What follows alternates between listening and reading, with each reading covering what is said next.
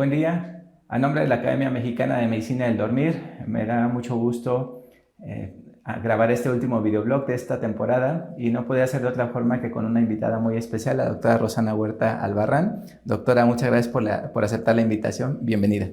Sí, muchísimas gracias por esta oportunidad, este espacio, gracias por la invitación y pues buen día. Muchas gracias, doctora. Vamos a empezar primero presentándola. La doctora tiene un currículum muy amplio. Hemos resumido algunas actividades que la doctora realiza actualmente. Ella es médico cirujano por la Universidad Nacional Autónoma de México, es pediatra por el Hospital General de México y neurología pediátrica lo realizó en el Hospital Infantil de México, Dr. Federico Gómez. También realizó la alta especialidad en medicina del sueño, que es lo que nos compete en esta ocasión, en la Clínica de Trastornos del Sueño de la UNAM. Y de los cargos que desempeña actualmente, la doctora es coordinadora del Centro de Atención Integral de Epilepsia número 37 del Hospital General de México y es la cotitular o corresponsable de la Comisión de Epilepsia Pediátrica del capítulo mexicano de la Liga Internacional contra Epilepsia. Doctora, su currículum es muy amplio, pero creo que esto es lo más importante. Si gusta, comenzamos. Para empezar, el blog de epilepsia y sueño, me gustaría preguntar a la doctora, ¿cuál es la relación o cómo influye la privación de sueño en el curso de la epilepsia? Sí, bueno, creo que de las causas más frecuentes de descontrol de crisis que se han comentado o que nosotros vigilamos mucho en cada consulta es justo la privación de sueño.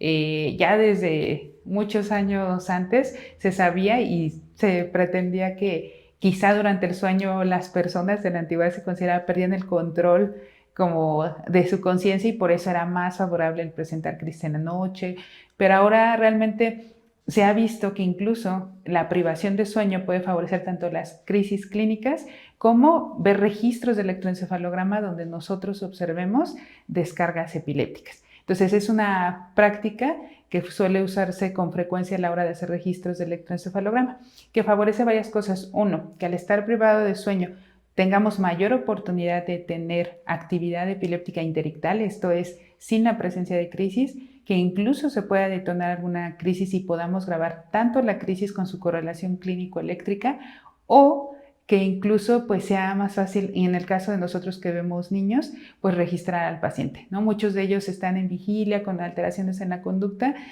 con algunos niños de trastornos de desarrollo que son inquietos o tienen trastornos de integración sensorial y que dificultaría la conexión. Entonces eso sería como lo que ocurre principalmente. Y lo curioso es que tenemos una epidemia de privación de sueño que la autoinducimos precisamente por las actividades actuales, ¿no? Redes sociales, uso de dispositivos electrónicos. Sí, es correcto y justo es parte de lo que debemos de evitar como en la vida diaria, ¿no?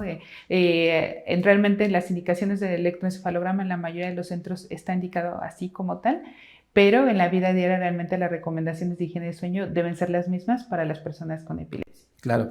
Entonces, por lo que vemos, ¿cómo puede influir la epilepsia sobre el sueño del individuo? La epilepsia sobre el sueño puede influir en varias circunstancias. Uno, puede ser que el tipo de actividad epiléptica durante el sueño sea muy frecuente y al ser muy frecuente, pues todos los grafoelementos que nosotros vemos durante el sueño empiecen a cambiar. Es decir, si tenemos alguna encefalopatía epiléptica, recordando que ahora se catalogan a las encefalopatías como encefalopatías del desarrollo, si es que la causa de la epilepsia es la que condiciona alteraciones en el desarrollo de los niños. Encefalopatías epilépticas, si es la propia epilepsia la que genera estas alteraciones del desarrollo, y hay otras encefalopatías que son epilépticas y del desarrollo, que esto quiere decir que los niños, tanto la causa de la epilepsia como el mal control de la epilepsia o frecuente actividad epiléptica durante el sueño pueden generar alteraciones. Entonces, si esto ocurre, los grafoelementos que vemos usualmente, los usos de sueño, los complejos K, los vamos a ver distintos, no van a ser la misma forma. Entonces, altera la estructura del sueño y también la distribución de las fases. Esa misma actividad epiléptica puede hacer que tengamos una predisposición a tener mayor, a lo mejor sueño ligero, N1, N2, con respecto a otras etapas de sueño. Y esto repercuta finalmente en el sueño. Entonces, el nombre correcto es encefalopatía epiléptica, es la forma correcta de Si decirlo. es solamente la epilepsia la que afecta el desarrollo, sí. Si además la causa que me originó la epilepsia me genera alteraciones del desarrollo, si son ambas sería encefalopatía epiléptica y del desarrollo. Qué interesante. Y aparte de que nosotros siempre revisamos la macroestructura del sueño cuando revisamos los estudios de polisomnografía, la microestructura del sueño también es bastante importante por lo que entiendo y se altera, ¿no? Como continuamos con las preguntas, doctora, la importancia del tratamiento farmacológico nadie la niega. Todos sabemos que el paciente con un buen tratamiento prácticamente está sin epilepsia. Pero, ¿existe algún efecto de este tratamiento en el sueño? Sí, la verdad es que si bien es cierto, cuando uno solo toma en cuenta el tipo de epilepsia, ya hay como estudios, pues acorde al tipo de epilepsia, cuál sería el de elección, ¿no? ¿Cuál sería mi primera línea de tratamiento? Si es una epilepsia, las epilepsias las dividimos hoy en día en focales y la actividad epiléptica se genera en un solo hemisferio, generalizada si abarca a ambos y de origen desconocido. Entonces, de acorde al tipo de epilepsia, nosotros elegimos el tratamiento de primera línea o de elección. Pero en el caso de los que nos dedicamos mucho al sueño, no solamente vemos ese aspecto, sino que los fármacos pueden tener ciertos efectos que modifiquen pues mi estructura del sueño. Entonces hay fármacos que pueden favorecer tener mayor somnolencia que otros. Algunos pueden acortar en su mayoría la latencia de sueño, si bien el beneficio puede ser que tarden menos en quedarse dormidos, lo cual, por ejemplo, en personas con epilepsia está descrito que puede estar afectado, tener mayor predisposición a que la latencia sea larga, que los tiempos totales de sueño puedan estar cortos, sea un sueño más fragmentado, ser un sueño con mayor número de despertares, incluso reales, no solo en cambios de transición de sueño. Algunos medicamentos sabemos que su efecto puede incluso favorecer esto, ¿no? Pensando en las benzodiazepinas, el fenobarbital, que puedan incrementar nuestro sueño ligero, y entonces el tratamiento sí va a ser importante considerar, porque si yo descontrolo el sueño, puede ser que favorezca un descontrol de las crisis epilépticas, favorezca la presencia de mayor actividad epiléptica interictal y a su vez, si yo no tengo una buena calidad de sueño, pues entonces mi rendimiento cognitivo, mis procesos de atención, de consolidación de la memoria y por ende mi aprendizaje también van a estar deteriorados, no solo por la propia epilepsia, sino también por lo que sería el tratamiento de la epilepsia, y si aunado tenemos afectación de la calidad de vida por una mala higiene de sueño, pues se vuelve como unas condiciones multifactoriales sin tener pues la oportunidad de tener el peso de cada uno de ellos sobre la repercusión del sueño. Entonces, sí hay medicamentos que pueden empeorar incluso trastornos del sueño, como en este caso de las benzodiazepinas. Cuando yo tengo un estudio de sueño de un paciente pediátrico que tiene un electroencefalograma por sospecha de epilepsia nocturna, se los mando a la doctora, ella es la experta. Y siempre, como consejo, hay que mandarle la lista de medicamentos. La doctora tiene que saber qué medicamento está tomando, las dosis, porque eso repercute, como la doctora bien comenta, en esa revisión de estudio. Qué bueno que lo menciona, porque sí, es cierto que las dosis dentro de la norma, pues nosotros intentamos que en el control de la epilepsia tengamos el menor número de medicamentos, la menor dosis y las menores interacciones. Los estudios dicen que entre más número de medicamentos, polifarmacia tiene mayor riesgo de afectación del sueño que si hay monoterapia. Entonces hay que ser cuidadoso también con ello, incluso la hora de administración. También algunos estudios controversiales, pero sí dicen que si las crisis son más relacionadas durante el sueño, puede hacer que favorezca una dosis mayor durante la noche. Faltan más estudios como consistentes, pero sí lo que hacemos puede repercutir incluso en tener mayor somnolencia diurna del efecto de los fármacos. Sí, también yo me ha tocado que hay pacientes con 5 o 6 fármacos. Es difícil el control de la epilepsia, pero los revaloran los expertos y gradualmente van retirando, disminuyendo dosis y se nota en el desempeño y en el sueño de los pacientes. Eso es una experiencia que yo he visto muy frecuentemente con los expertos. Doctora, la presencia de epilepsia no excluye que se pueda tener también otros trastornos del sueño, no solamente la epilepsia en sueño. Entonces, ¿qué relación existe entre los trastornos del sueño y el control sintomático de epilepsia?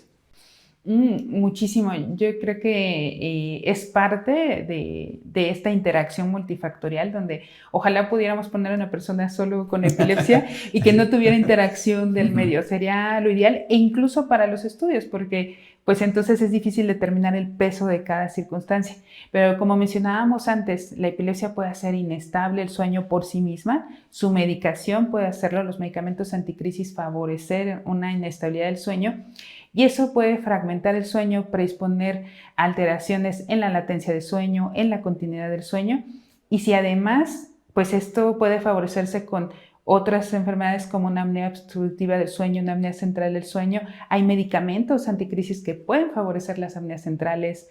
Hay medicamentos como las benzodiazepinas. Apnea obstructiva del sueño, sabemos que empeora, pues lo que sería la presencia del sueño ligero se vería favorecido. Y si ya de por sí tenemos un sueño ligero, pues es más probable que tenga descontrol de crisis. La última etapa de sueño-humor pues suele disminuirse con algunos medicamentos y entonces si incrementamos por comorbilidades como la apnea obstructiva del sueño o apnea central lo que sería el sueño ligero, pues esto afectaría también nuestro control de la crisis. Aunado existe la hipoxemia que sabemos puede haber en estos pacientes, hipoxemia intermitente, y eso sabemos que puede afectar no solamente la cognición de las personas y por ende su rendimiento en el día a día de los niños, sino también tiene que ver con si esto puede favorecer la persistencia de las crisis.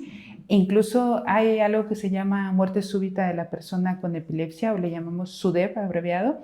Y si bien no se tiene una causa específica, sí se ha visto que no sería bueno, o pensando en estas condiciones multifactoriales, tener una apnea del sueño, tener hipoxia intermitente y no tenerlo controlado. Entonces, sí vale la pena, pues de alguna manera, siempre considerar hacer un interrogatorio dirigido. ¿Por qué? Porque muchos niños con consumo de medicamento, mala higiene de sueño pueden favorecer incremento de apetito y esto favorecer obesidad.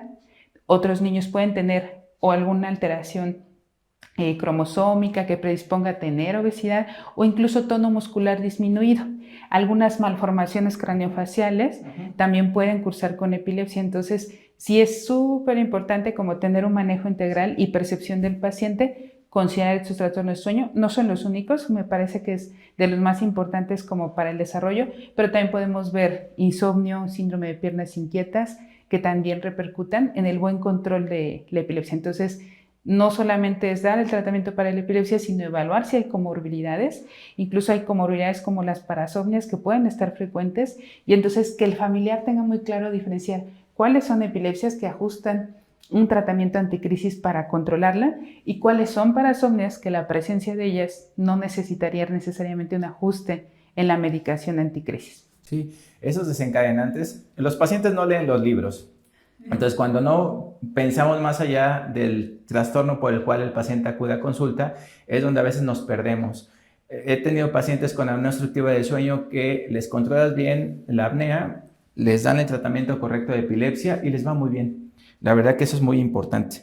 Doctora, ¿cuál es la relación entre epilepsia y sueño? Ya vimos que es bidireccional. La epilepsia puede afectar la calidad del sueño y el sueño puede afectar el control, un buen control de epilepsia.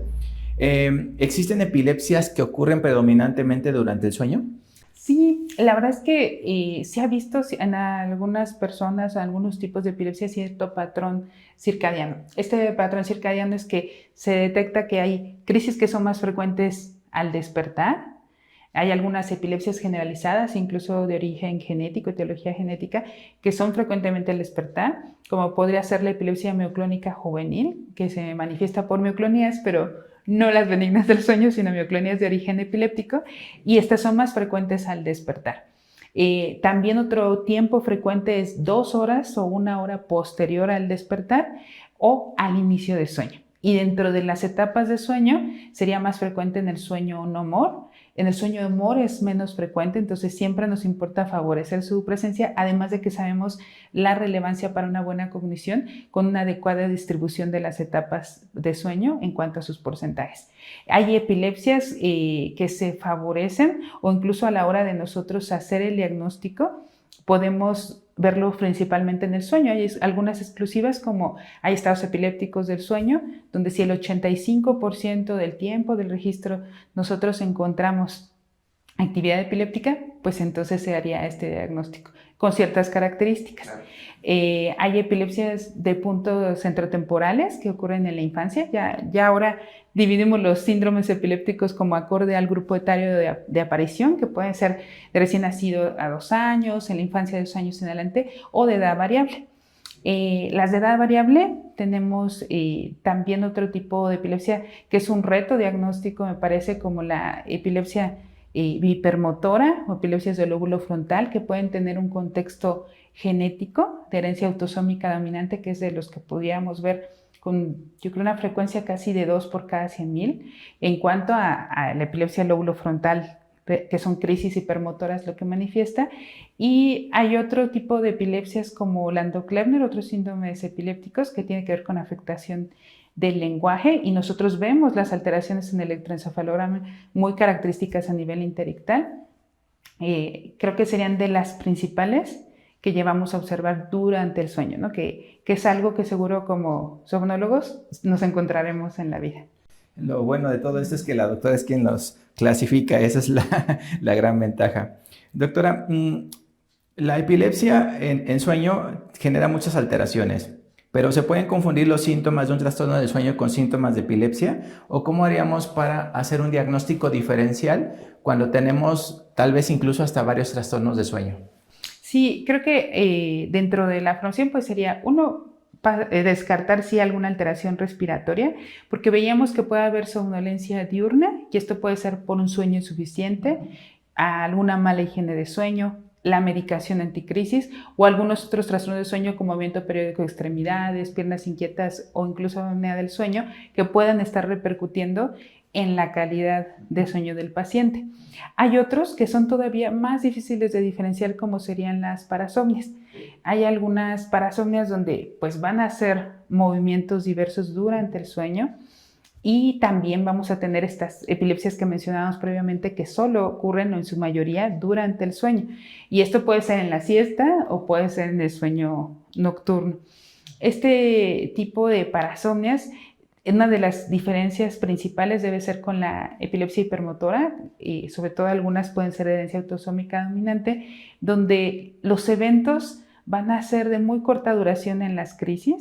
En las crisis epilépticas hipermotoras en general son menos de 2 minutos, en lo que sean las parasomnias son más prolongados, pero sabemos que puede haber cortitas o pueden durar mucho hasta 30 minutos.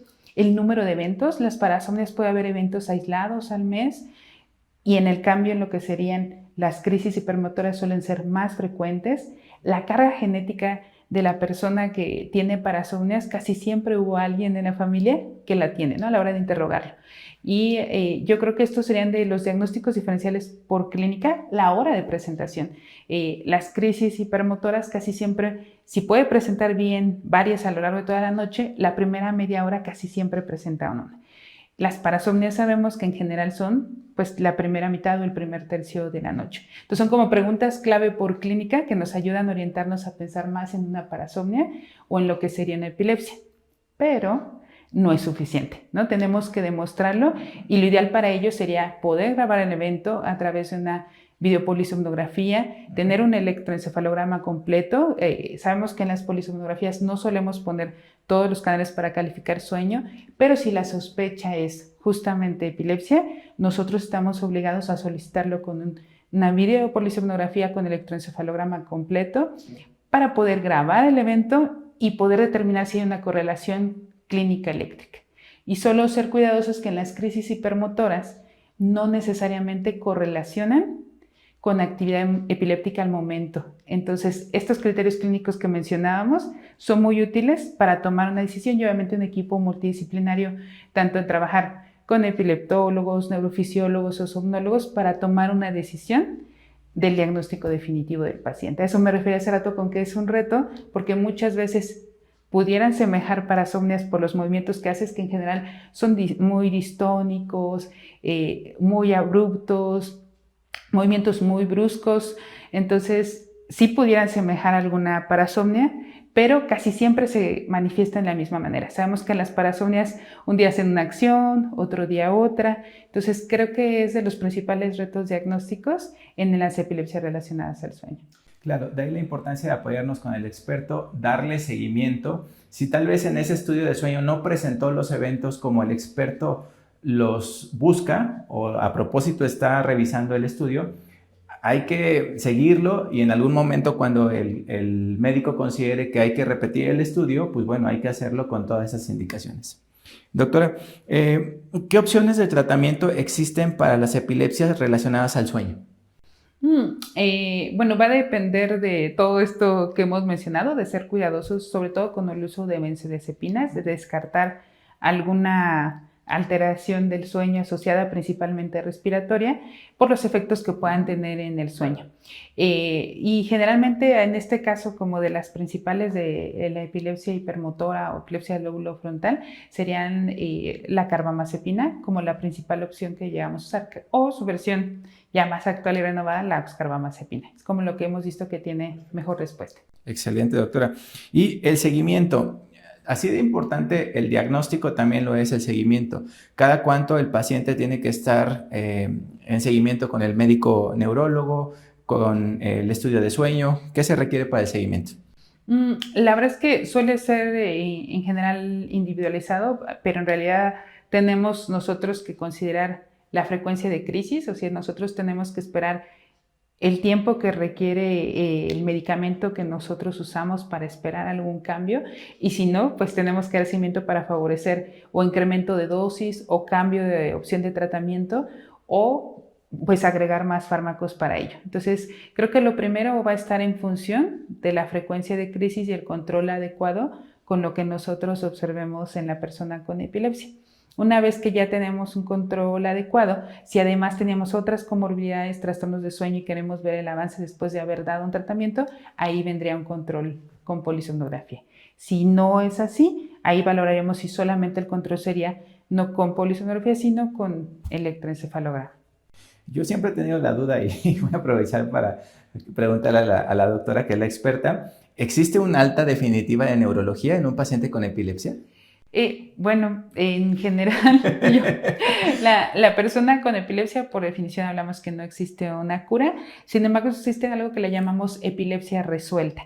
Y esto pues se vio justamente porque había personas que tenían muchos años en crisis y entonces como no podíamos definir absolutamente cura, porque cuando nosotros retiramos si cumple ciertos criterios un tratamiento anticrisis, puede ser que al ir disminuyendo paulatinamente, nunca es abrupto, podamos ver la recurrencia de crisis, o puede ser que se suspenda y pasen días, meses, años y vuelva a ocurrir, o que nunca más volvamos a ver, pero no tenemos una certeza de lo que va a ocurrir. Entonces, derivado de esto surgió el término epilepsia resuelta, que se refiere a una persona con epilepsia que lleva 10 años sin crisis, 5 con tratamiento y 5 sin tratamiento, y entonces se dice que las personas con una epilepsia resuelta tienen menos riesgo de tener crisis que otra persona con epilepsia que no tiene este criterio, pero jamás igual que una persona que nunca ha tenido crisis. Entonces, creo que ese sería el término como de alta. Y también existe la otra definición que algunos síndromes epilépticos, que como hace rato hablábamos ahora, algunos tienen que ver con la edad de presentación y algunos ya pasando cierta edad o ciertos criterios se espera que ya no vuelvan a haber alguna recurrencia de crisis. Entonces, estas son las dos definiciones de epilepsia resuelta, que entonces ahí manejaríamos el criterio de alta. Mi recomendación es cuando ya tienes al experto, ya lo encontraste, ya te resolvió el problema, no lo pierdas. Esa es una recomendación permanente. Doctora, ¿algún comentario final, algo más para aclarar todas estas dudas de este blog? Bueno, creo que si bien en nuestra formación estamos muy adecuados, nos explica muy bien la semiología en relación a la epilepsia, cómo buscar el origen, su origen y elegir el tratamiento de elección. También creo que dentro del interrogatorio considerar siempre una historia del sueño y siempre dar las recomendaciones de higiene de sueño, porque puede apoyar a tener un mejor control. Creo que el sueño apoyaría, así como lo vimos en el diagnóstico diferencial si es que ocurre, así como en el tratamiento, porque puede ser que una buena calidad de sueño, los hábitos de una higiene de sueño puedan dar un mejor control en la epilepsia y no apostar solamente al medicamento anticrisis, ¿no? Siempre considerar trastornos de sueño, otras comorbilidades que pudieran hacer que nuestro tratamiento no tenga el efecto deseado, pero no porque el tratamiento esté fallando, sino porque nuestra higiene de sueño, no sea adecuada, y a veces no solo son por los hábitos, sino por otras comorbilidades o por los medicamentos que estamos empleando. Creo que la recomendación sería que siempre que tengamos una persona con epilepsia, recordemos que el sueño es un pilar en la vida para todo ser humano y que no es la excepción una persona con epilepsia y que repercute, como vimos, de manera bidireccional. El maestro siempre es el maestro. Hemos recibido una clase de la doctora Huerta. Doctora, muchas gracias. No quiero terminar este blog sin antes comentar. Hemos visto pacientes con diferentes enfermedades y repercusión importante en su calidad de vida. Creo que cuando encontramos el tratamiento y el abordaje correcto de estas patologías, la que sea, el paciente siempre le va muy bien y lo agradece, hace prácticamente su vida normal. Una enfermedad no significa que el paciente tenga que tener ciertas limitaciones. Por eso es muy importante acudir con el experto. Doctora, antes de terminar, me gustaría que nos invitara a las actividades de la academia, particularmente a nuestro tercer Congreso Internacional de Medicina del Dormir, que está próximo del 21 al 23 de agosto, doctora, por favor. Sí, claro, los invitamos a asistir, acompáñenos. Sí, va a haber temas diversos, justamente lo que implica ver en la medicina del sueño, la interacción con las diferentes subespecialidades, alta especialidad.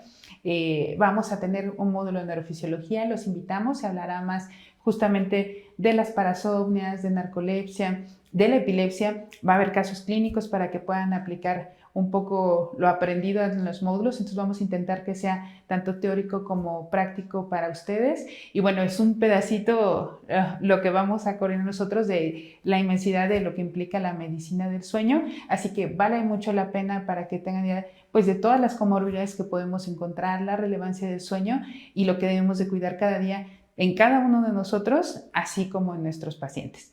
Pues los esperamos al tercer Congreso Internacional de Medicina del Dormir y pues es del 21 al 23 de agosto, anótenlo y nos vemos pronto, espero ahí. Muchas gracias, doctora. Hasta luego. Gracias.